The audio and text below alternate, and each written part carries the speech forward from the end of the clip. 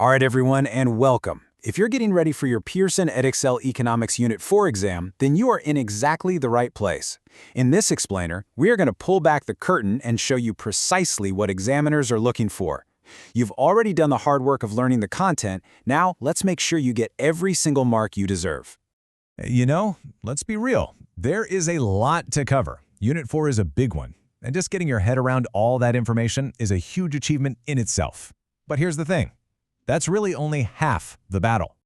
So, let's dive right into this, because the answer to this question is the key to unlocking those top grades. It's not just about what you know, it's all about how you show what you know. Okay, first things first, the exam paper itself. It might look a little intimidating, but I promise you there are no hidden tricks here. The questions are designed simply to test what's on the syllabus. That's it. And this slide just shows it perfectly. See on the left? That's a topic taken directly from the syllabus, protectionism. And on the right, that's an actual exam question. Just look how closely they match. It isn't a trick. The exam tests the syllabus, plain and simple. So, when you're reading a question, where should your eyes go first? To the command words. These words are quite literally your instructions. They tell you the exact task the examiner wants you to perform. Now check this out. What's so useful here is you can see how the skill required and the marks on offer level up. You start with a simple define for just 2 marks, which is really just recalling information. But then look at that jump to a discuss question for 14 marks. That requires some really deep analysis and evaluation.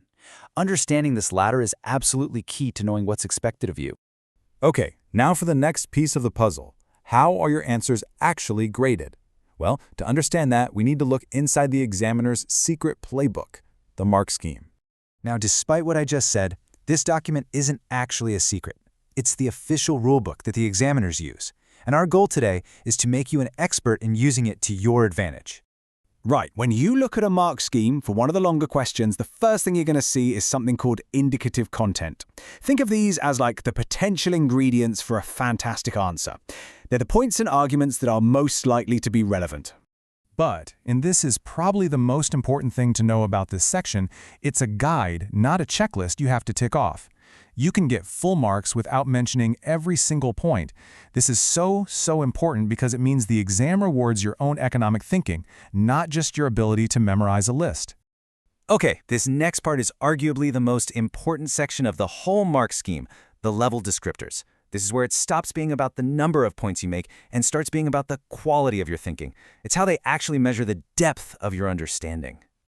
So, your goal in every essay is to structure your answer so that you climb the levels. You start by showing you know the concepts. That gets you to level 1. Then you apply them to the given context. That's level 2. But to get those top marks, you've got to build clear, logical arguments to hit level 3 and ultimately level 4. So what does a level 1 answer look like? Well, the examiner's guide calls it isolated and superficial. What that basically means is you're just listing a few facts without connecting them. It tells the examiner what you know, but it completely fails to explain why any of it actually matters.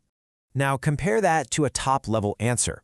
A level 4 response doesn't just list points. It weaves them together into this convincing argument. It shows a really clear cause and effect relationship through multiple logical steps. The difference, it is all in the reasoning. Okay, so that's the theory. But how do you actually do it when you're sitting in the exam hall? How do you build an answer that shows that high-level reasoning we've been talking about? Well, the key is to build what examiners call chains of reasoning. This isn't just about stating a point. It's about showing the logical journey, from cause A to effect B to consequence C, and backing up each step along the way with solid economics. Let's make this really concrete. A weak level 1 answer just says, a decrease in national debt is good, full stop. But why is it good? A strong level 4 answer builds the chain. Link 1, the decrease improves the country's credit rating. Okay. Link 2, this lowers the cost of borrowing in the future, right? Link 3, this then boosts investor confidence, leading to more investment. You see how each point logically flows from the one before it? That's the chain. And for those big, juicy discuss or evaluate questions, there's one final skill you need to show to get into that top mark band. You have to evaluate. Now, what is good evaluation? It's so much more than just writing "however it depends" at the end of your paragraph. Real evaluation means you're actively weighing up the arguments. You're questioning the assumptions behind them. You're deciding which factors are most significant, and you're considering different viewpoints before you make a final, well-supported judgment. So, let's wrap this up. The biggest thing to remember from all of this is that the marks game isn't some secret code that's just for teachers. It's your roadmap to success. If you understand the command words, you focus on building those logical chains of reasoning, and you properly evaluate your arguments, you are giving the examiner exactly what they're looking for. You've got this. Good luck.